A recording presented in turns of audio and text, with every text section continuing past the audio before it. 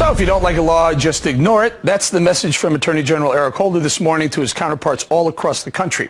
He's telling state attorneys general to look the other way on same-sex marriage laws if they don't align with their personal beliefs. Quote, engaging in that process and making that determination is something that's appropriate for an attorney general to do. Close that quote. Joining us now, Alan Wilson, the Attorney General of South Carolina. Alan, is Attorney General Eric Holder correct? You, sir, can decide what's right for the state of South Carolina and no one else.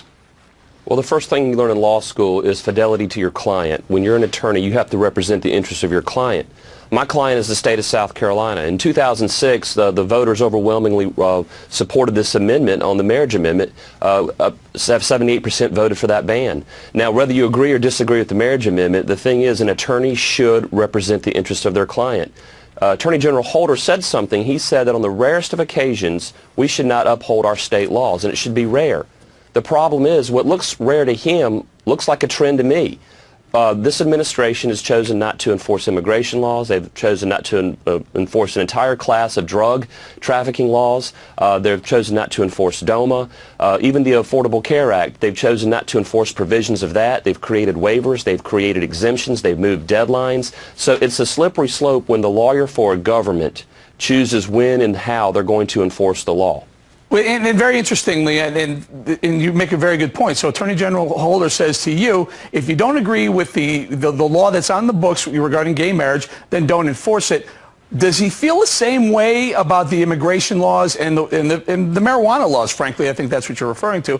Or does he also say that you should have that discretion as well, one person in the state? Well, I'm a criminal prosecutor. When you look at the adversarial system we have in our criminal justice system, you have to have an advocacy on both sides.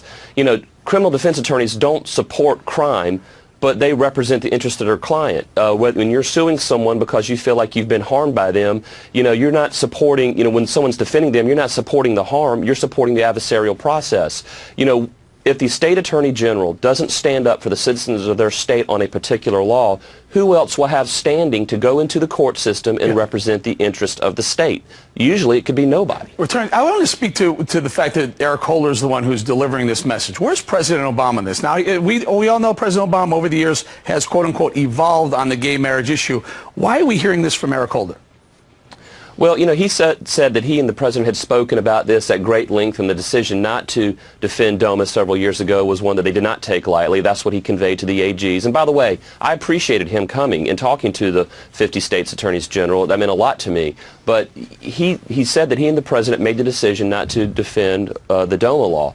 I can appreciate that he has an opinion, and if that's where you stand on that position, then you can say what your personal views are, but you have to give a voice to the law in the court system. When you remove that voice, that advocacy, a future administration may come in later when it is unsettled law. It's just been a policy, and they may enforce it. And that creates problems for the people who detrimentally rely on the policies of one administration when it changes to the next administration. You really got to think about this when you think about border states and attorneys general in the border states, whether or not they're going to enforce some of the laws that are on the books right now, and the administration may have a different opinion on that. We're going to have to leave it there. South Carolina Attorney General Alan Wilson, thank you very much. Thank you.